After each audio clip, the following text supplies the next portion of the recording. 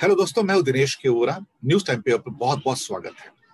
जैसा कि आप जानते हैं कि टॉक शोज के ऊपर हम पूरे भारत से और विदेशों से भी मेहमानों को आमंत्रित करते हैं, विद्वानों को आमंत्रित करते हैं।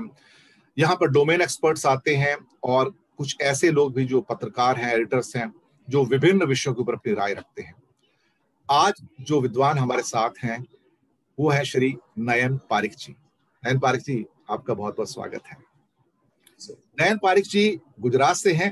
उनका मैं एक छोटा सा परिचय आपको दे देता हूं कि ये वैसे तो बहुत ही इलस्ट्रियस पर्सनैलिटी हैं, ऑथर हैं, ऑडिटर हैं, मैनेजमेंट गुरु हैं, इकोनॉमिस्ट हैं, गुजराती न्यूज़पेपर के अंदर सक्सेस कॉलम लिखते हैं, टेडेक्स स्पीच है उनकी, be both rich and spiritual. इसके अलावा अपनी ही कंपनी के सीईओ भी हैं। Indian Institute of Management Ahmedabad के प्रोडक्ट हैं। इसके अलावा बोर्ड ऑफ गवर्नर्स पर बहुत सारी जो यूनिवर्सिटीज और एकेडमिक इंस्टीट्यूशन है, इसमें कर्नावती यूनिवर्सिटी भी है, बापू गुजरात नॉलेज भी है, नॉर्दर्न यूनिवर्सिटी बांग्लादेश से भी ये जुड़े हुए हैं, उनके भी ये विजिटिंग फैकल्टी हैं। इसके साथ ही बहुत सारी भारत सरकार की और प्रदेशों की जो एक कमेटीज कह सकते हैं, उसको एडवाइजर के तौर पे जुड़े हैं, जहां पर आप रोड्स एंड वाटर की एडवाइजरी हो गई मध्य प्रदेश के लिए, छत्तीसगढ़ के लिए आपके इंफ्रास्ट्रक्चर की हो गई, या फिर बहुत सारी जो कमेटीज हैं CII या GCCI और बहुत सारी ट्रेड बॉडीज हैं। हमारा सौभाग्य है कि इनके जैसा विद्वान आज हमारे साथ है। एक बार फिर से आपका स्वागत है सर। नयन जी अर्थव्यवस्था को जितनी बेहतर ढंग से पहचानते हैं, जानते हैं, उसके बारे में जो उनकी गहन रुचि भी है और ज्ञान भी है, उसके बारे में मैं क्या कहूं, बल्कि छोटा मुंह बड़ी बात है, सूरज को दीपक दिखाने वाली बात हो जाती है।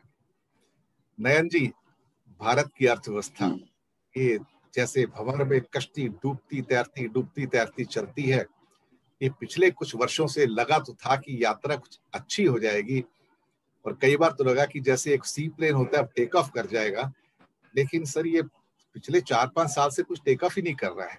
ये बातें वही की वही हो रही हैं। या इसको दूसरे तरीके से कह सकते हैं कि बहुत सारे लोग हैं जो कहते हैं ग्लास आधा भरा हुआ है, कुछ कहते हैं ग्लास आधा खाली है। जो आज के हालात है अर्थव्यवस्था के, उसके ऊपर आपकी पहली टिप्पणी, आप क्या कहना चाहेंगे?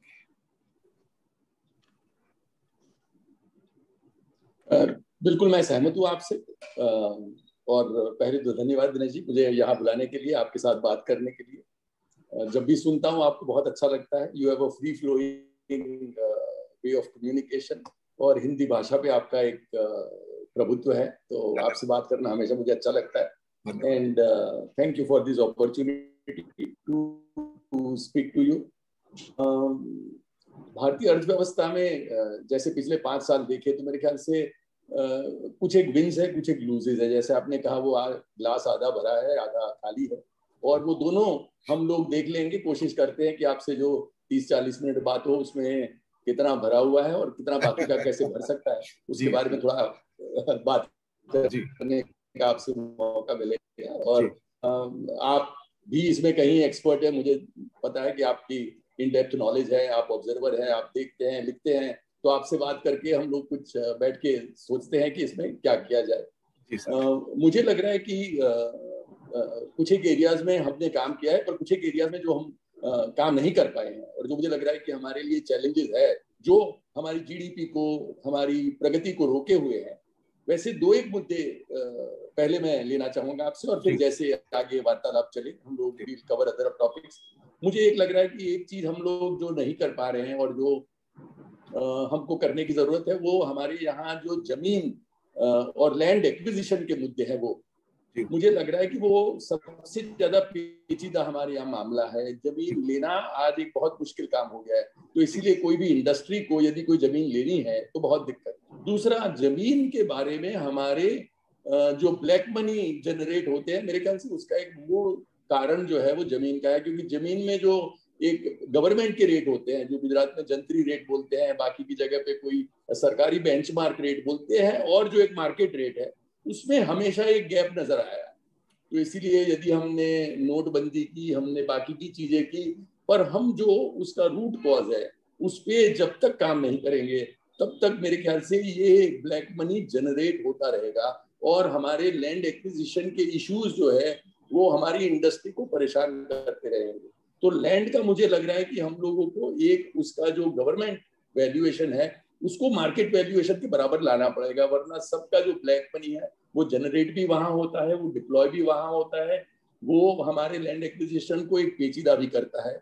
और बाहर के जो हम लोग ईज ऑफ डूइंग बिजनेस की बात करें, फॉरेन इन्वेस्टमेंट लाने की बात करें, तो वो सब से मैं जब बात करता हूँ और मैं गुजरात सरकार की ओर से उनका जो प्रोग्राम है उसमें बाहर लोगों को यहाँ बुलाने के लिए गया हुआ हूँ, वाइब्रेंट गुजरात के ओकेजन पे गया हुआ हूँ, तो एक जो मुद्दा उभरता है वो ये है कि आपके लैंड एक्विजिशन जो प्रक्रिया है और उसमें जो एक ब्लैक मनी का एक जो रोल है उसको कैसे आप एलिमिनेट करें और जमीन जो लेने की प्रक्रिया है इसको कैसे सरल करें। तो मुझे लग रहा है कि एक बेसिक रिक्वायरमेंट है जो मुझे लग रहा है कि हम लोगों ने ज्यादा इस पे काम नहीं किया है और बहुत ज्यादा काम करने की जरूरत है। दूसरा मुझे लग रहा है कि हमारे जो लेबर लॉज है दिनेश जी, वो एक बहुत ही हमारे पेचीदे रहे हैं, तो हम लोगों ने जितना उसको बनाने की कोशिश की है सिंपल, वो हम कर नहीं पा रहे हैं। इसीलिए हमारे यहाँ एक्सपोर्ट इंडस्ट्रीज जो है उनको दिक्कत है, क्योंकि एक बार आपने लेबर ले लिया तो फिर आपको यदि एक्सपोर्ट ऑर्डर आपने एग्जीक्यूट कर दिया और यदि आपको इनको छूटा करना हो, आपको उनको बोलना है कि भाई बस अब काम हो गया और आप जा सकते हैं, वो पॉलिसी नहीं है। तो इसीलिए यदि आप फायर नहीं कर सकते तो आप हायर करने के लिए भी झिझकते हैं, और आपके जो एक्सपोर्ट है और वो जो टाइम पे हमको डिलीवर करना होता है वो हम नहीं कर पाते। तो जैसे चाइना में एक बार कोई एक्सपोर्ट ऑर्डर आ रहा है और यदि उसके लिए कोई कंपनी बीड कर रही है तो उसके साथ वहाँ का मेयर, वहाँ के बैंक, वहाँ के सरकारी अधिकारी सब मिलके बैठते हैं कि हमारा ये ज्वाइंट टास्क है कि हम लोग ये ऑर्डर कैसे दें, और उसके लिए आपको जैसे सरकार से क्या चाहिए। ही कैन से दैट मुझे इलेक्ट्रिसिटी ये भाव पे चाहिए, मुझे लेबर लॉज में ये तकलीफ है, मुझे बाकी के बैंक के ये फाइनेंस चाहिए, वो सब मिलके उनको अवेलेबल करके they are able to bid for the best projects in the world and they are able to quote a rate at which nobody else can compete. हमारे यहाँ की जो इंडस्ट्री है वो सोलली इस पे काम करती है, उनको लेबर की दिक्कत है कि ले लूंगा तो फिर उनको मैं फायर नहीं कर पाऊंगा, तो वो जद्दोजहद करते करते करते वो लोग एक तो कोट करने में सहम जाते हैं और अच्छा कोट नहीं कर पाते, और यदि ऑर्डर आ भी गया खुदा न खास्ता तो फिर वो उसको एग्जीक्यूट करने में जो जद्दोजहद फेस करते हैं उसके कारण न एग्जीक्यूट करने से जो एक नेगेटिव साइकिल शुरू होता है कि भाई इंडिया में से आप कोई ऑर्डर करो तो आपको टाइम पे नहीं मिलेगा, क्वालिटी नहीं मिलेगी, दाम थोड़ा सा ज्यादा होगा, ये सब चीजों से हमको निकलने की बहुत जरूरत है। तो मुझे लग रहा है कि ये दो चीजों पे हमारा ग्लास आधा खाली, हम लोगों को काफी काम करने की जरूरत है। और तीसरा उसके जो रिलेटेड है, क्योंकि मैं मध्य प्रदेश में मुख्यमंत्री को ट्रांसपोर्ट के बारे में एडवाइस कर रहा था और सड़कों के बारे में, तो हमारी सड़कें बहुत इनएफिशिएंट है। हमारे यहाँ एक ट्रक जो चाइना में एक दिन में 500-600 किलोमीटर कवर कर सकता है, हमारे यहाँ आधा कर सकता है। हमारे यहाँ रोड पे एक्सीडेंट्स इतने होते हैं, हम लोग जितने लोग हमारे इंडियंस बॉर्डर पे नहीं गवाते हैं उससे ज्यादा हर रोज हमारी बॉर्डर पे नहीं पर सड़कों पे मरते हैं लोग। ये चीज हम लोगों को जैसे जल्द से जल्द ठीक करनी पड़ेगी। अब ज्यादा सड़कें बनाने की जरूरत नहीं है, ज्यादा हम लोगों को अपने में सुधार लाने की जरूरत है कि हम लोग सड़क को कैसे प्रॉपर्ली इस्तेमाल करें।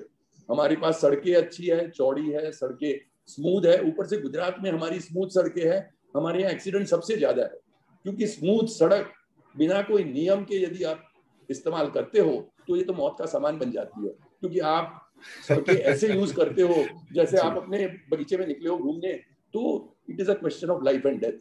मेरे ख्याल से ये जो सॉफ्ट स्किल पे काम करने की जरूरत है। तो अब हमको देखना है कि कितने किलोमीटर सड़कें पर डे हुई वो इम्पोर्टेंट नहीं है, कितने हमारे लोग कम मरे हैं सड़क पे हर रोज, वो देखने की जरूरत है। तो मुझे लग रहा है ये 2-3 मुद्दे पे हमको काम करने की जरूरत है। वो जब भी देखता हूँ मेरे दिल पे बहुत मतलब एक चोट लगती है, और ये आपके साथ शेयर करने का ये मौका है तो मैं आपके साथ शेयर करूँ। जी जी, बहुत महत्वपूर्ण जानकारियां, 3 महत्वपूर्ण मुद्दे उठाए आपने। एक था लेबर कोड का, एक था ब्लैक मनी का, और तीसरा मुद्दा लेबर कोड मैंने इसलिए जोड़ दिया, भारत सरकार उसके लिए कोशिश कर रही है। और तीसरा मुद्दा ये कि जो इंफ्रास्ट्रक्चर है रोड वगैरह का उसको बेहतर बना के सुरक्षा की दृष्टि से आम व्यक्ति के लिए बेहतर बनाना ये जरूरी है। अभी आज की खबर थी फेमस इकोनॉमिस्ट क्रुगमैन साहब जो थे अशोका यूनिवर्सिटी में, उन्होंने एक लेक्चर दिया, शायद वहां पे अरविंद सुब्रमण्यम जी भी थे, और उनका एक दो वाक्य पढ़कर मुझे थोड़ा सा, मैंने सोचा कि आपके साथ, हालांकि आपने भी पढ़ा होगा, मैं शेयर करने का मन किया, और उसमें सोचा कि आपकी टिप्पणी लूं, आप भी एक अर्थशास्त्री हैं। वो उन्होंने कहा कि भारत को चाइना के साथ कंपीट करने की नहीं सोचनी चाहिए, खासतौर से मर्चेंडाइज गुड्स के अंदर। एक महत्वपूर्ण तथ्य रखा। उन्होंने कहा कि अगर आप सपोज करो लेबर ओरिएंटेड इंडस्ट्री में जाना चाहते हैं, तो फिर आपके पड़ोसी और वियतनाम बैठे हैं, क्योंकि वो कम कीमत पे आपको हर चीज प्रोवाइड करवा सकते हैं। दूसरी बात, आप जिस एफिशिएंसी के साथ चाइना चीजों को प्रोड्यूस कर रहा है, आप फिलहाल इंडिया में उसको नहीं कर पाएंगे, तो आपका सामान कोई नहीं खरीदेगा। ये बहुत महत्वपूर्ण बात उन्होंने कही है इस मामले में। मैं भी सहमत उनकी बात से। उन्होंने कहा आपके सर्विसेज बहुत स्ट्रांग है, आपको वहां पे कंसंट्रेट करना चाहिए, लेकिन आप वहां कंसंट्रेट ना करके कहीं और जा रहे हैं। ये बातें इंपॉर्टेंट थी, इसमें कोई शक वाली बात नहीं है।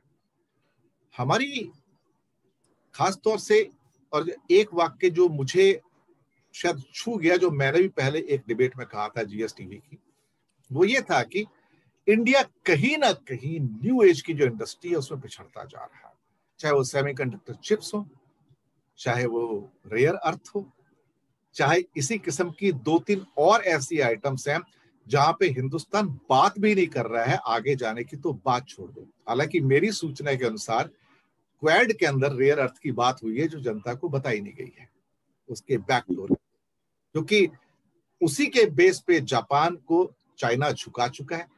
आज 90% नहीं 60% की मार्केट है, लेकिन वो 60% इतनी स्ट्रांग है कि पूरी दुनिया रेयर अर्थ में उसके सामने झुकती है। ना सबमरीन चल सकती है, ना एयरक्राफ्ट चल सकता है, ना कार चल सकती है, ना स्कूटर चल सकता है, ना ही आपका मोबाइल और लैपटॉप चल सकते हैं, ना गैजेट चल सकते हैं। रेयर अर्थ वो चीज है, उसके बिना सारे के सारे हैंडीकैप्ड हैं।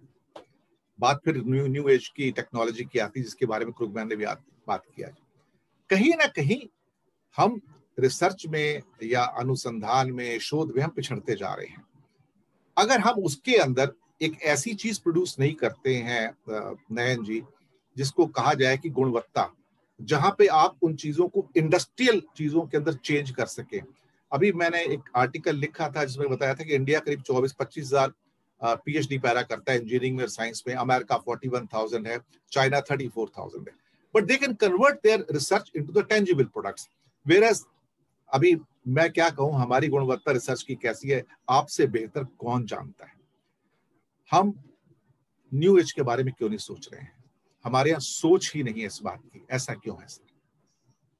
सब देखिए, ऐसा है कि हम लोग एक जो है वो जद्दोजहद की मेंटालिटी में रहे हैं। तो हम लोग रिसर्च क्या काम है, वो एक शांति से बैठ के करने वाला काम, दूसरा पेशेंस वाला काम, तीसरा फेलियर को पचाने वाला काम। क्योंकि रिसर्च में ऐसा नहीं है कि आपने पहली बार किया और ठीक हो गया। और आपने तो अभी पीएचडी की बात की, मैं उससे आपके साथ और बात शेयर करना चाहता हूँ कि पेटेंट्स, जो कि एक नॉलेज का स्रोत है, नॉलेज का एक परिणाम है, पेटेंट में तो हम इतने पिछड़े हुए हैं। पीएचडी में तो फिर भी हम एक आंकड़े दे सकते हैं जो कि चाइना या उसके साथ कहीं कंपेयर भी हो सकते हैं। पेटेंट में तो हम अमेरिका और चाइना से कहीं क्या परसेंटेज है वो आप देखेंगे, आपके पास तो, आपने ये आंकड़े कभी कितनी बार जिक्र किया है, मैंने देखा हुआ है। तो हम लोग वो जो है रिसर्च वाली बात, हम लोग जो अपने जो जीडीपी के है उसमें जो रिसर्च में स्पेंड करते हैं, वो इसलिए नहीं कर पाते हैं क्योंकि मैं समझ रहा हूँ कि हमारी जो मेंटालिटी है और हमारी जो स्ट्रगल है वो एक पॉवर्टी वाली स्ट्रगल है। हमारी आज भी जो ज्यादातर जनता है वो अपने हर रोज रोटी कपड़ा मकान की नीड से जूझ रही है।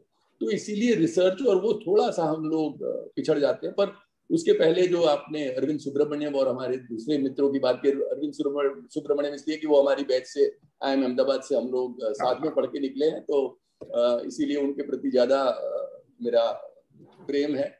तो ये जो आपने लेबर इंटेंसिव बात कही, लेबर इंटेंसिव इंडस्ट्री की एक थोड़ा सा बैकग्राउंड में आपको बताना चाहता हूँ कि हमारे यहाँ हुआ ये कि SSI के लिए, स्मॉल स्केल इंडस्ट्रीज के लिए, लेबर इंटेंसिव जो छोटी छोटी इंडस्ट्री थी वो रिजर्व करी गई।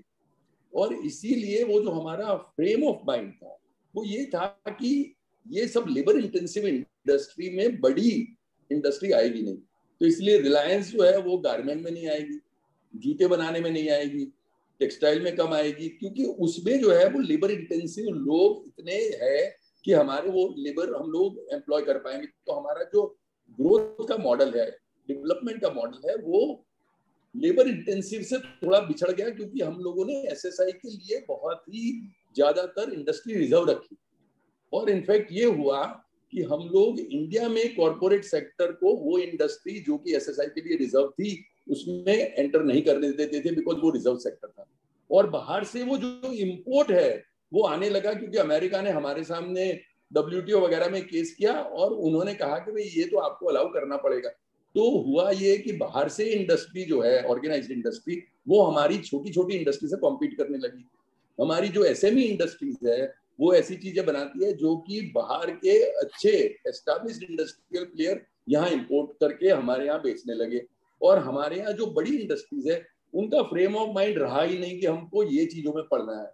तो इसीलिए टेक्सटाइल में, एंड मैं भारत सरकार की टेक्सटाइल कमेटी में चेयरमैन रहा था, तो हम लोगों को हमेशा लगता था कि ये बांग्लादेश जैसा छोटा देश इतना बड़ा काम कैसे कर सकता है गारमेंट सेक्टर में, जबकि हम जो है वो उसमें इतना काम क्यों नहीं कर पाते। हमारे पास कॉटन है, हमारे पास बाकी का टेक्सटाइल की एक जो है वो हमारी एक हेरिटेज है, हम लोग टेक्सटाइल को जानते हैं। और फिर भी जो है वो हम लोगों ने टेक्सटाइल में बांग्लादेश से बड़ी मात खाई हुई है। और ये मैं देख रहा हूँ कि इसके लिए जो हमें फ्रेम ऑफ माइंड चाहिए, हम लोगों को जो एक सपोर्ट सिस्टम चाहिए, हम लोगों को जो ये चाहिए कि बड़ी इंडस्ट्री जैसे जो कि नोन नेम है, अदानी अंबानी कभी गारमेंट सेक्टर में नहीं जाएंगे छोटी छोटी इंडस्ट्री में, क्योंकि वो समझते हैं कि वो उनके लायक नहीं है, वो तो एसएसआई सेक्टर के लिए रिजर्व है। तो रिजर्वेशन निकल गया और लास्ट 20 आइटम तो रिजर्वेशन में से पिछले 5 साल में निकली है। तो अभी तक हमारे मन में it is wired in our mind कि लेबर इंटेंसिव इंडस्ट्री तो छोटे छोटे लोग करेंगे, बड़े लोग नहीं कर पाएंगे। और बड़े लोग नहीं कर पाएंगे तो बाहर के बड़े लोग से कम्पीट कैसे करेंगे। तो हमारा जो एक नेचुरल एडवांटेज था, क्योंकि हमारे कॉस्ट ऑफ लिविंग कम है, लेबर इंटेंसिव इंडस्ट्री में हमारे लिए एक थोड़ा सा स्कोप है, क्योंकि हमारे यहाँ एक इंसान जो हमारी पर कैपिटल GDP ही कम है, तो इसीलिए हमारी सब रिक्वायरमेंट जो छोटे दामों में खत्म हो जाती है, वो जाके कहीं हमको इंटरनेशनल एज नहीं दे पाई, क्योंकि हमने ये रिजर्वेशन और एसएसआई सेक्टर के लिए ये एक रखा। उसके कारण मैं समझ रहा हूँ कि ये हो गया। दूसरा मैं समझ रहा हूँ कि हमारे यहाँ आज भी 50% हमारा जो लेबर फोर्स है वो एग्रीकल्चर में एम्प्लॉयड है, और वो सब जो है वो पार्टली एम्प्लॉयड है। मतलब बेटा है तो वो बाप के साथ खेत में जाएगा, पर उसका कोई प्रोडक्शन नहीं आ रहा है। और यही चीज साउथ कोरिया, ताइवान और चाइना ने जब 1960-70 के आसपास करी, तब उनकी भी, कोरिया की 60s में एग्रीकल्चर एम्प्लॉयमेंट 65 थी और 1995 में उन्होंने वो लाके 25% रखी। और हम लोग आज भी वो नहीं कर पाए, क्योंकि उन्होंने धीरे धीरे जो भी एग्रीकल्चर सेक्टर में एम्प्लॉयड लोग थे उनको सर्विसेज में ले गए, उनको इंडस्ट्री में ले गए, और इंडस्ट्री में जहां एम्प्लॉयमेंट मिलने लगी तब south Korea was one of the poorest countries in the world.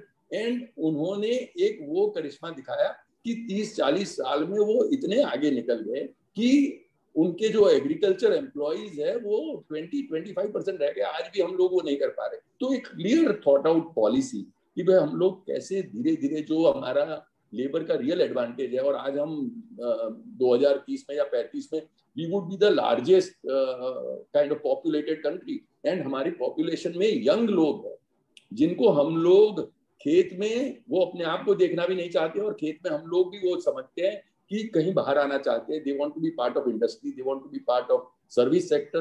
तो उनके लिए एक हम लोगों को वो हाईवे बनाना पड़ेगा जो कि एग्रीकल्चर से उनको ले आए और कोई ऐसी जगह पे ले आए जहां की वो इंटरनेशनली कॉम्पिटिंग सर्विसेज या इंडस्ट्री में आए, and they find it worthwhile jobs, जो कि उनको खेत खलियान में कम मिलता है, उनको वहां पार्शियल एम्प्लॉयमेंट मिलती है, उनको फादर के साथ जाना पड़ता है, पर वो एक्चुअली उनके लिए कोई एक मीनिंगफुल एम्प्लॉयमेंट क्रिएट नहीं करता है। Actually it is only part employed people. So ये सब हम लोगों को साथ साथ में करके हमारी जो अनएम्प्लॉयमेंट की समस्या है, और मुझे लग रहा है कि ये समस्याओं के साथ एक मेन हमारी अनएम्प्लॉयमेंट की समस्या है, क्योंकि जब आपके पास इतना युवा धन होता है तो इट इज इधर डेमोग्राफिक डिविडेंड और it becomes a demographic disaster. कि यदि जो इतना हमारा धन है युवाओं का, उनको यदि हम स्किल नहीं देंगे, उनको हम यदि जॉब नहीं देंगे, तो वो कहाँ जाएंगे? तो जो आपकी वो स्ट्रेंथ है वो आपकी बड़ी वीकनेस बन सकती है, जो आपके लिए बहुत बड़ी अपॉर्चुनिटी है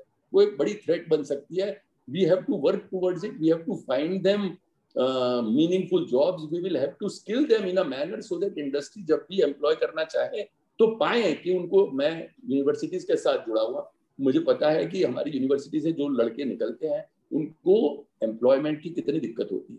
और साथ में इंडस्ट्रीज एसोसिएशन में मैं ज्वाइन हुआ हूँ, in the committees I know कि इंडस्ट्री को एक ऐसा एम्प्लॉय जो कि आके काम कर सके, प्रोडक्शन में मदद कर सके, ऐसा क्यों नहीं मिल रहा है? तो ये जो एक मिसमैच है, इंडस्ट्री को लोग चाहिए और यूनिवर्सिटी ग्रेजुएट्स को एम्प्लॉयमेंट चाहिए, और उनके बीच का जो गैप है वो हम लोगों को कहीं ना कहीं जल्दी से हैंडल करना पड़ेगा। यहाँ पर एक समस्या आती है नयन जी, समस्या ये आती है कि दो मुद्दे ऐसे हैं, एक महंगाई का और एक अनएम्प्लॉयमेंट का। क्योंकि मैं अभी कुछ अनएम्प्लॉयमेंट के जो कुछ मंच है उनको भी प्रेजेंट कर रहा हूं, तो मुझे मालूम है कि समस्या कितनी गंभीर है। सीएमआई के भी आंकड़े रहते हैं, तो अप्रोक्सीमेटली अगर वो 6% 7% की बात करें, जो भी करें, हम ये मान के चलते हैं 10 करोड़ भारतीयों के पास नौकरी नहीं है, जॉब नहीं है, और शायद इससे बड़ी संख्या ऐसी है जो अंडर एम्प्लॉयड है, जिनकी जो काबिलियत होनी चाहिए थी उन्हें शायद उससे नीचे का जॉब करना पड़ता है। एक टीवी डिबेट आ रही थी, अब चैनल तो मैं कोट नहीं करना चाहूंगा, वहां पे एक पॉलिटिकल पार्टी के बड़े लीडर हैं, उन्होंने एक बात कही अनएम्प्लॉयमेंट के ऊपर, महंगाई पे, कि आप हर दूसरे दिन इसके ऊपर बहस क्यों करते हैं। कहने का मतलब ये था कि सरकार के सिलेबस में से महंगाई और अनएम्प्लॉयमेंट बाहर जा चुके हैं, इनके ऊपर चर्चा नहीं होती है। मैं आपको बताऊं, पार्लियामेंट पे चर्चा होने का अब समय नहीं बचा है, क्योंकि पार्लियामेंट कैसे चलती है वो आपको पता है। वही एक मंच था जहां पे चर्चाएं हो सकती थी, और वहां पे चर्चाएं नहीं होती हैं। जब इन दो मुद्दों के ऊपर चर्चाएं ही नहीं होंगी तो फिर आप एम्प्लॉयमेंट कैसे क्रिएट करोगे? आप अगर बिहार में एक कहते हो कि 10 से 20 लाख का एम्प्लॉयमेंट देंगे, और वहां पे एक भी इंडस्ट्री जाने को अगर तैयार नहीं है, तो एम्प्लॉयमेंट कहां से आएगा? ये मेरी भी समझ से बाहर है।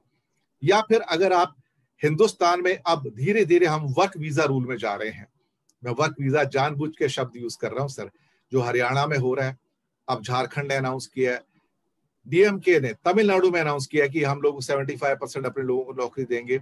It is more like a work visa, कि मैं अमेरिका जा रहा हूं, मेरे पास वर्क वीजा होगा तो मिलेगा, ऑस्ट्रेलिया या ब्रिटेन जा रहा हूं तो वर्क वीजा होगा। अब मुझे वर्क वीजा ढूंढना पड़ेगा हरियाणा में नौकरी करने के लिए।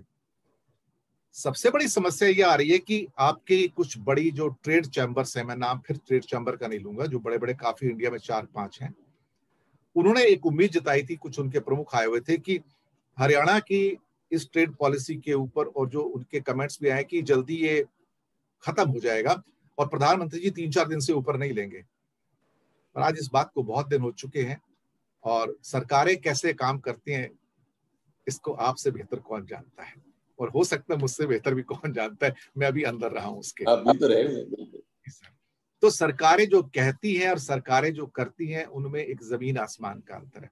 अब हम 2-3 सेक्टर में, छोटे छोटे सेक्टर में छोटी छोटी टिप्पणियां लेते हैं आपसे, जो महत्वपूर्ण चीजें होती हैं, जिसमें अब एक्सपोर्ट्स है, इन्वेस्टमेंट्स है, एक्सपेंडिचर है और डेट, ये 3-4 चीजें हैं। एक्सपोर्ट्स किसी भी कंट्री का एक बैकबोन होता है इकोनॉमी का, उसके बिना आप सर्वाइव नहीं कर सकते, देखा जाए तो आज की डेट में।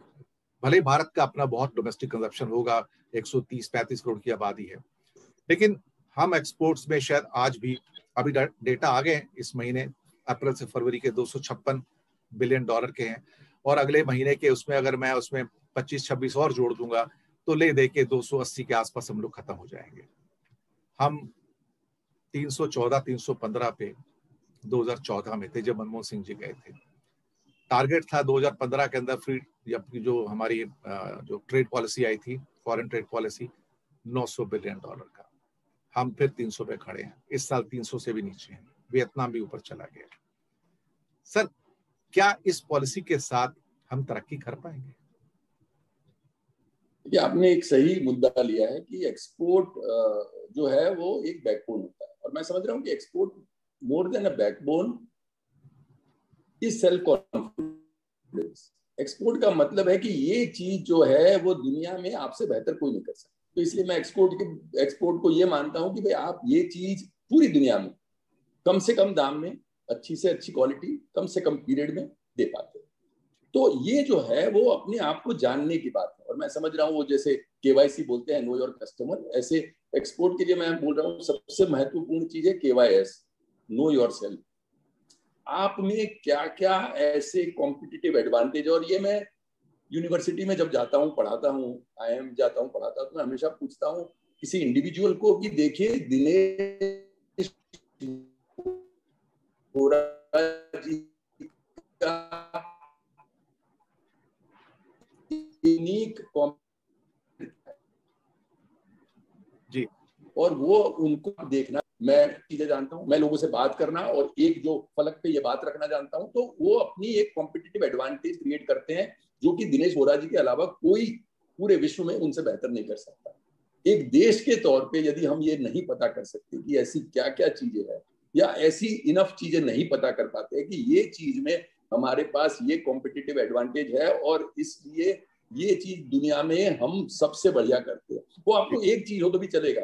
स्विट्जरलैंड, बाकी के कई देशों के हमारे सामने एग्जाम्पल्स है जहां की वो लोग 2-3 ही चीज कर पाते हैं, बाकी सब चीज इंपोर्ट करते हैं।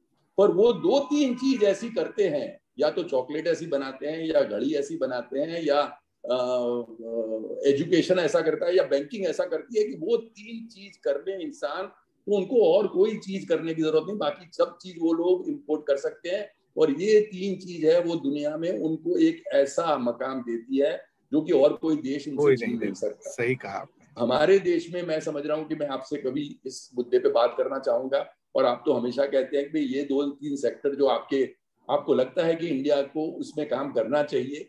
मैं समझ रहा हूँ कि वो कॉम्पिटिटिव एडवांटेज वाली हमारी कौन सी चीज है और वो छूटनी नहीं चाहिए। एपीआई में, फार्मास्यूटिकल में हम सब जानते हैं कि हमारा दबदबा था, हमारे PSUs एपीआई बनाने में काबिल थे, और एकदम चाइना आया, आईडीपीएल था, आईडीपीएल था, तो एकदम से चाइना आया, 25-30% दाम कम करने लगा, हमारे PSUs बंद होने लगे और उन्होंने वो कॉम्पिटिटिव एडवांटेज हमसे छीन लिया, क्योंकि they went on an aggressive policy कि भाई इसको मुझे यहाँ हराना है जी। आपको भी सामने 2-3 चीज ऐसी करनी पड़ेगी जिसमें कि आज आप नंबर 1 नहीं है, पर आपको लगता है कि इसमें मैं दिनेश वोरा जी से अच्छा कर पाऊंगा, तो आप कर ले। मेरा कहना है ऐसी चीजें हम जब तक आइडेंटिफाई नहीं करेंगे, ऐसी स्ट्रेटेजी जब तक हम नहीं बनाएंगे, हम ये नहीं पता करेंगे कि भारत स्टैंड्स फॉर व्हाट, हम हिंदुस्तान में क्या ऐसा कर सकते हैं जो कि हमारे में ही है और कोई नहीं कर सकता, ये करके उसके प्रति फिर जुड़ जाना, लग जाना, कर लेना उसको। यदि आपने कोई थोड़ा सा कहीं उसकी बात को चख लिया, तो आपने कहीं कॉल सेंटर में या आपने कहीं कोई IT सेक्टर में थोड़ा काम किया, पर उसमें भी आप कितने लोअर एंड पे है और कितने हायर एंड पे है वो आपको खुद को पता है।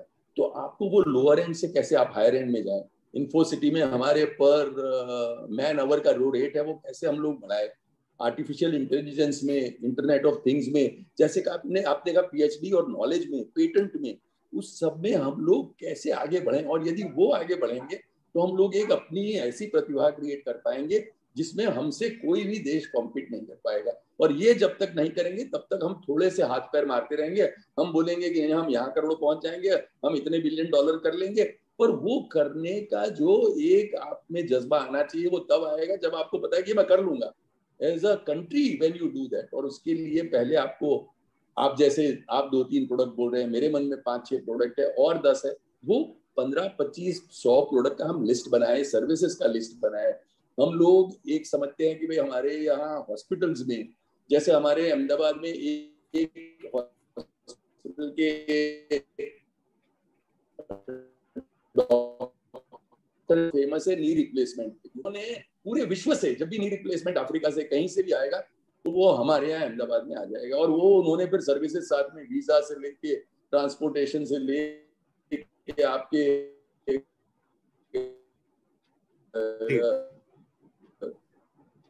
एयरपोर्ट से लेके व्यवस्था क्रिएट कर दी। तो एक का कोई आदमी नहीं है पूरे विश्व में, हम लोगों को हर एक को अपने देश के लिए ढूंढना है, और ये यदि ढूंढेंगे और जब इस पे लग जाएंगे तो सक्सेस अपने आप दौड़ती हुई आपके पीछे आ जाएगी, क्योंकि आप तो वो काम करना जानते हैं, it is back of your hand. जैसे वो आपसे कौन छीन सकता है, जो कि आपकी कोर स्ट्रेंथ है वो आपसे कोई ले ही नहीं सकता। आप तो सक्सेस गुरु है सर, आप तो सक्सेस गुरु है, सक्सेस के ऊपर लगातार लिखते और बातें करते हैं सर। लोगों को रिच बनाते, स्पिरिचुअली बनाते हैं। काश की भारत सरकार भी आपकी बात समझ सकती है और वो क्या कहते हैं ना कि कुछ कोर कॉम्पिटेंसी वाले एरिया निकाल कर बाहर ले आती, कुछ मोती बाहर निकाल के ले आती, जिसके सारे भारत की नैया पार हो जाती। सब मैं ये कह रहा हूँ कि सचिन तेंदुलकर को यदि आप क्रिकेट की जगह और कोई चीज पे लगा देते तो क्या होता। लता मंगेशकर को गाने की जगह आपने कहीं उनको बोल दिया होता कि भाई आपको घर में कुक करना है, तो कैसे होता। तो आपको एक कहीं जो कोर कॉम्पिटेंस है, आपकी जो एक जबरदस्त प्रतिभा है, वो आप जब तक नहीं पहचानेंगे, उसको जब तक एनकरेज नहीं करेंगे, उसको आप बढ़ावा नहीं देंगे, उसको पूरे फलक पे नहीं रखेंगे, तब तक सफलता कैसे मिलेगी। ये तो दुनिया है और उसमें एक से एक 30 मार खा जैसे देश है, उसके साथ यदि आपको भिड़ना है, उसके साथ यदि आपको खड़े रहना है, तो जहां आप कोर कॉम्पिटेंस रखते हैं वहां आप आगे करेंगे, तो मेरे ख्याल से आपको सफलता के लिए इतना जूझना नहीं पड़ेगा और आपको ये नंबर जो है वो दुगने नंबर पे आप पहुंचे। सही कहा आपने। अब आते हैं दूसरे स्तंभ पर जी। हमारा एक्सपेंडिचर, या ये कहा जाए आम जनता जो पैसे खर्च करती है, अब वो तो क्या कहते हैं कि दिसंबर के मुकाबले अभी आईआईपी के आंकड़े थे और डाउन हो गई है। सर, जब लोगों की जेब में पैसे नहीं होंगे तो खर्चा कहां से करेंगे। और एक सरकार का प्रीमाइसिस है, जब वो टैक्स लगाना शुरू करती है तो लगाती चली जाती है, चाहे पेट्रोल डीजल पे हो, एलपीजी पे हो। वो 850 का सिलेंडर नहीं खरीद सकते, गरीब लोग तो नहीं खरीद सकते, 4-5 हजार रुपये महीना कमाते हैं। जब तक गवर्नमेंट एक प्रीमाइस को बिल्कुल अपने दिमाग से निकाल नहीं देती है, तब तक कुछ होगा नहीं। और प्रीमाइस ये है कि सरकार ये कहती है कि सिर्फ मेरे पास ही पैसे नहीं है, लोगों के पास अथाह पैसे हैं।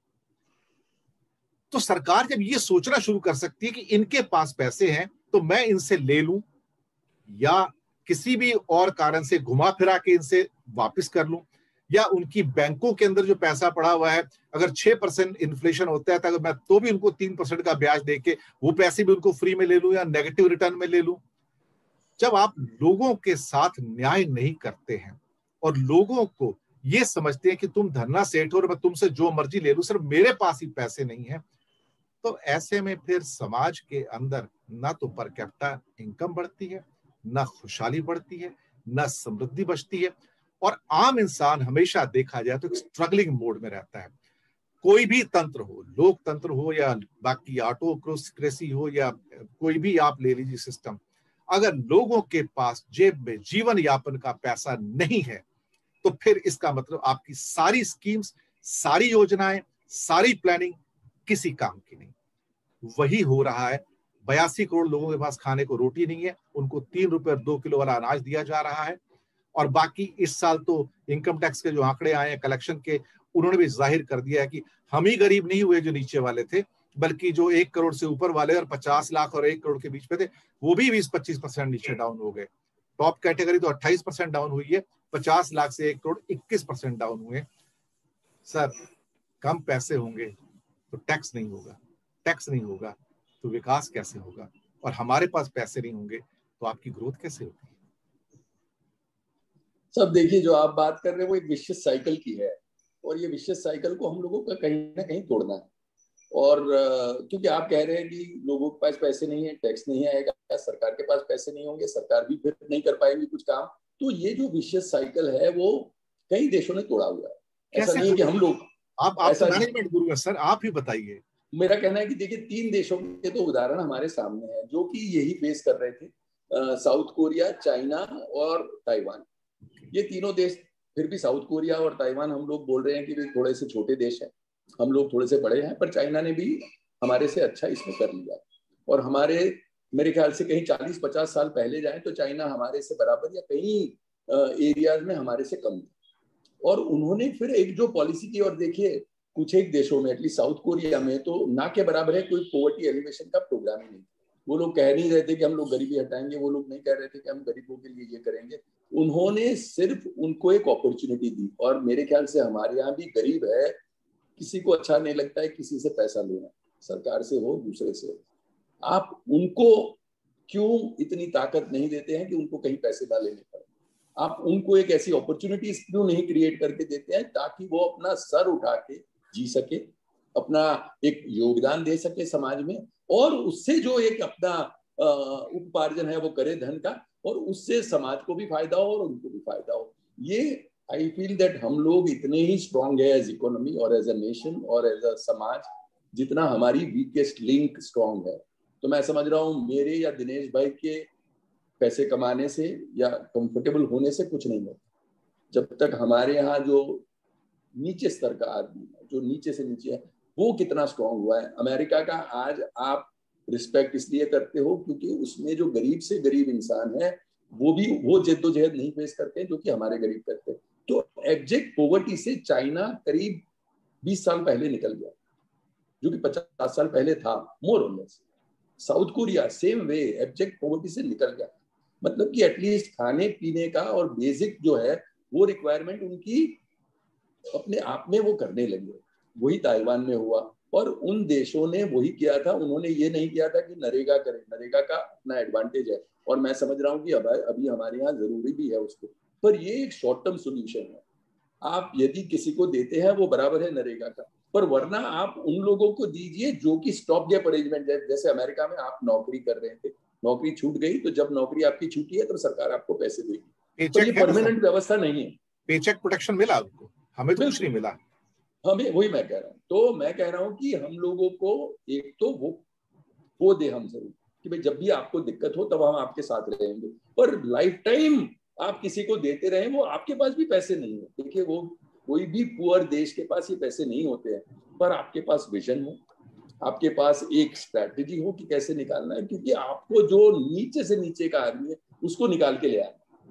He is your team member, he is your weakest link. उसको जब तक स्ट्रेंथन नहीं करेंगे और वो जब तक 2 वक्त की रोटी सम्मान के साथ न खाए, किसी का दिया हुआ नहीं, अपना कमाया हुआ न खाए, तब तक हम लोग कैसे सो सकते हैं? क्योंकि तब तो हम कहाँ स्ट्रांग हो गए। तब हम लोगों ने क्या कर लिया, हम लोगों ने सिर्फ अपने आप को स्ट्रांग किया। हमने एक कोई बिलियनर्स कितने किए उससे ज्यादा, और अमेरिका में बिलियनर्स है, पर मैं समझ रहा हूँ, मैं उनको सलाम इस बात का करता हूँ कि बिलियनर्स की जगह उन्होंने एक जो अपना पुअरेस्ट ऑफ पुअर है उसका लेवल कहीं ऐसी जगह पे ले आए जहां की वो हर चीज के लिए मोहताज नहीं है, न सरकार पे न किसी पे, पूरी जिंदगी के लिए तो नहीं ही। हम लोग ये व्यवस्था क्रिएट करें कि हमारा जो सबसे छोटा भाई है, हमारे यहाँ जो सबसे कम कमा रहा है, उसको एक ऊपर के लेवल पे ले आए जहां की वो अपना सर उठा के जी सके, अपना कमाया हुआ खा सके, और उसके लिए हम लोग उसको मदद करें। और तब तक, जब तक कि उसको जिंदा रहना है, जब तक हम ये लेवल पे ले जाए, तब तक भले आप नरेगा करें और आप अर्बन एम्प्लॉयमेंट की भी व्यवस्था करें, और उसको रोजी रोटी चाहिए। आप उसको एज दे से कि आप उसको फिश देंगे तो एक दिन भला करेंगे उसका। If you teach him fishing then he would support himself for the rest of his life. तो कोई भी नहीं चाहता कि वो सरकार के अनुदान पे और उनके फेंके हुए पैसों पे जिए। मुझे सिर्फ उसको पैसा नहीं देना है, मुझे सिर्फ उसको रोटी और कपड़ा नहीं देना है, मुझे उसको सम्मान देना है, जहाँ की वो अपने सवेरे उठ के जब चेहरा देखे मिरर में तो वो गर्वान्वित महसूस करे कि मैं एक ऐसा आदमी हूँ जो अपने आप पे खड़ा हूँ और मैं अपना खुद का कर लूँ। दूसरा और ये हो सकता है, देशों ने किया हुआ है, हम भी कर सकते हैं। तीसरा स्तंभ इन्वेस्टमेंट, प्राइवेट सेक्टर का। अभी नीति आयोग के जो एक दूसरे मुखिया हैं राजीव कुमार जी, उनका कहना था कि अगर प्राइवेट सेक्टर इन्वेस्टमेंट नहीं करते तो मैं आपको जॉब नहीं दे सकता। एक तरह से उन्होंने हाथ खड़े कर दिए कि ये सरकार तो कह नहीं पा रही है कि मैं जॉब नहीं दूंगी, तो नीति आयोग से कहलवा दिया है, और इसने मुझे काफी चौंकाया भी। अब प्राइवेट सेक्टर के मन में इतना संशय क्यों है भारत में इन्वेस्ट करने में? पिछले बहुत सालों से चला आ रहा है कि जितना मर्जी उनको कर ले, इंसेंटिव स्कीम दे दो, सरकार ने टैक्स में कटौतियां कर दी, कुछ 1.5 लाख करोड़ रुपए सैक्रिफाइस कर दिया उनके लिए कॉर्पोरेट टैक्स में, पर वो है घर से बाहर ही नहीं निकलते सर। वो तो ऐसा क्यों है? देखिए, मैं समझ रहा हूँ कि प्राइवेट सेक्टर को पैसे सूंघ लेना आता है, उनको अपॉर्चुनिटी थोड़ी सी सूंघ लेना आती है। आप अपॉर्चुनिटी तो क्रिएट करें। मैं समझ रहा हूँ कि आप एक थाली तो परोसे, वो लोग आ जाएंगे, और हम लोगों को एक ऐसी व्यवस्था तो क्रिएट करनी है जहाँ की इंडस्ट्री वाले को एक ऐसी जगह मिले जहाँ की वो परफॉर्म कर सके। मैं समझ रहा हूँ, आप उनको एक फलक दीजिए। वो एक भारत में मेरे ख्याल से एंटरप्राइजिंग लोग हैं, आप उनको यदि पकड़ के नहीं रखेंगे, उनके पैर की बेड़ियां खोल दीजिए। उनको धंधा करने में एक जो प्रोवर्बियल कहते हैं कि भाई धंधा करने में हमारे लोग धंधा करते हैं in spite of the government, not because of the. Incentive की बात छोड़ दीजिए, आप उनके बीच में मत आइए, आप उनके रास्ते पे खड़े मत हो जाइए, आप उन पर टैक्स टेररिज्म मत करिए, आप उनको जो कर रहे हैं उसमें फैक्ट्री इंस्पेक्टर, बाकी के 50 रूल्स और 50 कानून और 50 उनके आसपास ऐसी एक बेड़ियां रख देंगे कि वो काम ना कर पाए, तो कौन आएगा? कोई देखिए मरने के लिए तो आएगा नहीं कि इंडस्ट्री कराए और फिर आगे तकलीफ हो और फिर आप ना उनके साथ खड़े रहें। मेरे ख्याल से हम लोगों को सबको एक साहस को एनकरेज करने का वातावरण क्रिएट करना, हम लोगों को एक ऐसी अपॉर्चुनिटीज क्रिएट करनी है कि जहां प्राइवेट सेक्टर आके ब्लॉसम करे। और ये जब आप करेंगे, एक व्यवस्था करेंगे, तब आपको, मैं जब वाइब्रेंट गुजरात में बाहर जाता था लोगों को इन्वाइट करने, तभी भी कहता था कि हमारी एक व्यवस्था यहाँ ऐसी हो जाएगी कि हम लोग यहाँ आपको इन्वाइट करने आएंगे ही नहीं, आप यहाँ लाइन पे खड़े रहेंगे कि हम लोगों को इन्वेस्ट करना है यहाँ, क्योंकि यहाँ आपको पैसा दिख रहा है, यहाँ आपको अच्छी लाइफ दिख रही है, यहाँ आपको दिख रहा है कि आप सक्सेसफुल हो जाएंगे। तो हम लोगों को वो लोग सफल हो ऐसी एक व्यवस्था क्रिएट करनी है। हम लोगों को उनके पैर की बेड़िया नहीं बनना है, हम लोगों को उनके रास्ते में बाधा नहीं करनी है, हम लोगों को एक ऐसी व्यवस्था करनी है जहाँ की साहस करने वाले आगे आए और करे। और यदि साहस करते करते यदि कोई कहीं फेल हो गया तो हम उसका मतलब पीठ थपथपाएंगे कि भाई ठीक है, कोई तुमने अच्छा कारण किया, नहीं हो पाया कोई बात नहीं, we are there with you. पर उनको एक व्यवस्था तो ऐसी दे, उनको एक साहस के लिए तो एनकरेज करे, where failures are also welcome so far as the intentions are good. अब दिनेश भाई ने कोई साहस किया और वो ठीक से नहीं कर पाए, साहस का काम क्या है, इंडस्ट्री का नाम क्या है, उसमें है कि fear of risk and failure रहता है। उसके बावजूद एक इंसान आके अपने वक्त को, अपने सालों को, अपने जबी जहर को, अपने एक जो मन की परिस्थिति है उसको संभालते संभालते वो इंडस्ट्री लगाता है। और यदि फेल होता है उसमें, तो भी हम लोगों को उनको मदद करनी है। स्टार्टअप में मैं इन्वॉल्व हूँ, स्टार्टअप में फेलियर का रेट क्या है दिनेश भाई? 10 में से 8 स्टार्टअप फेल होते हैं, और फिर भी हम स्टार्टअप को सलाम करते हैं, क्योंकि वो 8 जब फेल होंगे तब दूसरी बार जब करेंगे स्टार्टअप, तो वो उनके फेल होने के चांसेस और कम हो जाएंगे, क्योंकि हमारे यहाँ ज्यादातर स्टार्टअप यंग लोग करते हैं, बिना अनुभव के करते हैं। तो आइडिया बहुत अच्छा है उनका, पर आप और मैं उनके हैंड होल्डिंग के लिए नहीं है, तो इसीलिए कहीं कहीं वो दे में फॉल, दे में फेल। उसको हम लोगों को एनकरेज करना है कि भाई फेल भी हुए कोई बात नहीं, तुमने एक अच्छी बात करी, तुमने एक कोशिश की, और ये कोशिश के लिए जो वो हरिवंश राय बच्चन जी का कहना है, वो कोशिश करने वालों की कभी हार नहीं होती, कोशिश करने वालों की कभी हार नहीं होती। तो वो कोशिश करने वाले हैं, उनको मैं एनकरेज करना चाहता हूँ। मुद्दे बहुत हैं, डेट टू जीडीपी भी है और भी है, लेकिन समय की बाध्यता भी है और उसकी भी इज्जत करनी होती है। तो दर्शक मित्रों, जाने से पहले मैं एक छोटी सी आखिरी टिप्पणी, जो भी उनके मन में कोई विचार हो नयन जी के, वो कहें दर्शकों के लिए, और उसके बाद फिर मैं आपसे आज्ञा लूंगा। जी, कोई आखिरी टिप्पणी हो तो आप कुछ कहना चाहें तो जरूर कहिए। मुद्दे तो मुझे लग रहा है आने वाले एपिसोड्स में उसके ऊपर बात करेंगे, तो अभी समय की बाध्यता है, तो थोड़ी सी आपकी भी कहीं आपको जरूरी जाना भी है, तो उसकी भी हम इज्जत करते हैं। कोई आखिरी टिप्पणी आप करना चाहें?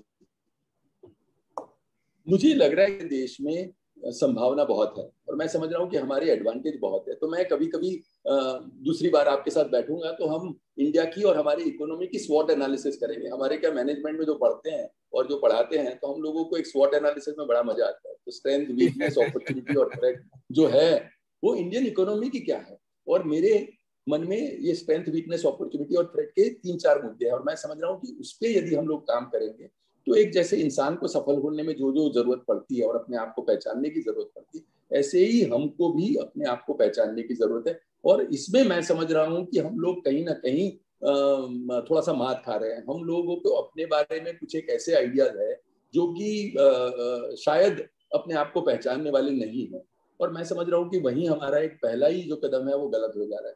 हम लोग एक स्ट्रेटेजी बना के चले, हम लोग अपने आप को एज अ कंट्री क्या है वो पहचान के चले, और यदि जिस में हम लोग ये करेंगे उसमें मेरे ख्याल से सफलता अपने आप आनी है। और इसके लिए मैं समझ रहा हूँ कि जो ब्रेनस्टॉर्मिंग हो, जो नॉलेज शेयरिंग हो, एंड मैं आपको खास कॉम्प्लीमेंट करता हूँ कि आप एक ऐसे प्लेटफॉर्म क्रिएट करते हैं जहाँ की जो पॉलिसी मेकर्स है वो उसका एडवांटेज ले सकते हैं। आप ऐसे लोगों को लाते हैं जो कि बेझिझक आपसे बात करते हैं उनके स्वप्नों का भारत का, और आप तो ऐसे लोगों को लाते हैं जो कि खुद अपने में एक मिसाल है, जो कि खुद अपने में एक पावरफुल नॉलेज वाले लोग हैं। एक मिसाल तो मेरे सामने ही है अभी, जो हमारे साथ है। तो यहाँ पे लास्ट पे एक चीज जोड़ना चाहूंगा कि अभी कुछ महीने पहले ये बात है, 2020 के प्रारंभ की, एक विकसित देश के मंत्री आए थे, ना तो मैं उस देश का नाम बताऊंगा ना मंत्री का नाम बताऊंगा। उन्होंने भी ये बात कही थी जो आपने कही थी कि भारत एक संभावनाओं का देश है। लेकिन जब प्राइवेट मीट हुई थी तो उन्होंने कहा कि मुझे ये शब्द सुनते सुनते 30 साल हो गए हैं। बोलता है, how long you will remain a country of potential, when you will deliver you tell me, if you don't deliver and still remain a $2,000 per capita income economy, I'm sorry, I don't have any hope left in you। ये इतने टर्स comments थे sir जो private में कहे गए थे उनके द्वारा। मैं शॉक में आ गया। शायद कहीं ना कहीं हमें भी आईना देख लेना चाहिए कि हम हमेशा बात तो करते हैं सर, आप तो मैनेजमेंट गुरु हैं, इकोनॉमिस्ट हैं, संभावनाओं की बात हमेशा करते हैं, पर संभावनाएं कभी टेंजिबल प्रोडक्ट्स में कन्वर्ट नहीं होती हैं सर, नहीं हो पा रही हैं। पर फिर भी उम्मीद कायम है। उसी उम्मीद पे आप भी जिंदा हैं, मैं भी जिंदा हूं। हिंदुस्तान जिंदा है, हिंदुस्तान जिंदा था, हिंदुस्तान जिंदा है, हिंदुस्तान हमेशा जिंदा रहेगा, क्योंकि लोग जिंदा है, लोगों की स्पिरिट जिंदा है। एक बिल्कुल आखिरी टिप्पणी आपसे, आप शायद कुछ कहना चाह रहे थे, मैंने आपको रोक दिया था बीच में। इसी में एक वो जो आपने कहा कि हम लोग इतनी बार फेल हो रहे हैं और इतनी बार हमारी संभावनाएं हैं वो हाथ से हमारे निकल जा रही है, उसी में जो हरिवंश राय बच्चन जी की जो कविता है उसकी चंद पंक्ति आपसे शेयर करना चाहूंगा। नन्ही चींटी जब दाना लेकर चलती है, नन्ही चींटी जब दाना लेकर चलती है, चढ़ती दीवारों पर 100 बार फिसलती है, चढ़ती दीवारों पर 100 बार फिसलती है। जी। गिरकर चढ़ना, चढ़कर गिरना न अखरता है, कोशिश किए बिना यूं ही जय जयकार नहीं होता, कोशिश करने वालों की कभी हार नहीं होती। तो मैं समझ रहा हूँ कि हम 100 बार फिसले हैं, पर फिर भी हम लोगों को और मुझे और आपको अपने आप को एक उत्साह में रखना है, सिनिसिज्म को नहीं सेट होने देना है। और आप तो खैर इसके एक मतलब जिंदे सबूत है कि आप ये करते रहते हैं, हर 2 दिन पे, हर 3 दिन पे ये आप कर रहे हैं। इसीलिए मुझे लग रहा है कि उम्मीद है। ये उम्मीद नहीं होती तो शायद आप मेरे से आज बात नहीं करते। आप हर हफ्ते 2-4 जो लोगों को बुला के बात करते हैं, उसमें मैं ऑप्टिमिज्म देख रहा हूँ कि यदि आप ऑप्टिमिस्ट नहीं होते, यदि आपने आशा छोड़ दी होती, यदि आप संभावनाओं को नहीं देखते होते, तो आप ये नहीं करते। तो आप तो इंस्पिरेशन है हमारे सबके लिए और देश के लिए कि भाई उम्मीद जिंदा है, क्योंकि दिनेश भाई अभी भी बात कर रहे हैं और वो कहीं एक इंडिया में ऐसा फ्यूचर देख रहे हैं जो आज हम नहीं अचीव कर पा रहे हैं, पर जरूर करेंगे। बहुत बहुत धन्यवाद आपका। बातें बहुत सारी हैं, मुद्दे बहुत सारे हैं, लेकिन आने वाले एपिसोड्स में नयन भाई को हम फिर से आमंत्रित करेंगे, क्योंकि आज समय की बाध्यता है। तो उन मुद्दों पर विस्तार से फिर ये आएंगे, फिर उनके ऊपर रोशनी डालेंगे, हम लोगों का ज्ञान दर्शन करेंगे, मार्गदर्शन करेंगे, सब कुछ करेंगे। और इन जैसे मैनेजमेंट गुरु और खास तौर से अर्थशास्त्री जब हमारे शो पर आते हैं तो हमारा शो गौरवान्वित हो जाता है, हमारा मंच गौरवान्वित हो जाता है, हमें हम गौरवशाली महसूस करते हैं। दर्शक मित्रों, अब लेंगे आपसे आज्ञा और नयन जी का हम हाथ जोड़कर करेंगे धन्यवाद कि वो हमारे इस मंच पर आए, हमारे चैनल पर आए, लोगों के सामने बहुत खूबसूरत और बहुत ही उपयोगी बातें कही, अच्छे मुद्दों के ऊपर रोशनी डाली, हमें भी ज्ञान प्राप्त हुआ। बहुत जल्दी हम आपसे मुलाकात करेंगे एक नए मुद्दे पर, नए विद्वान के साथ। बहुत जल्दी इंतजार कीजिएगा। हमें दीजिएगा आज्ञा। शुक्रिया।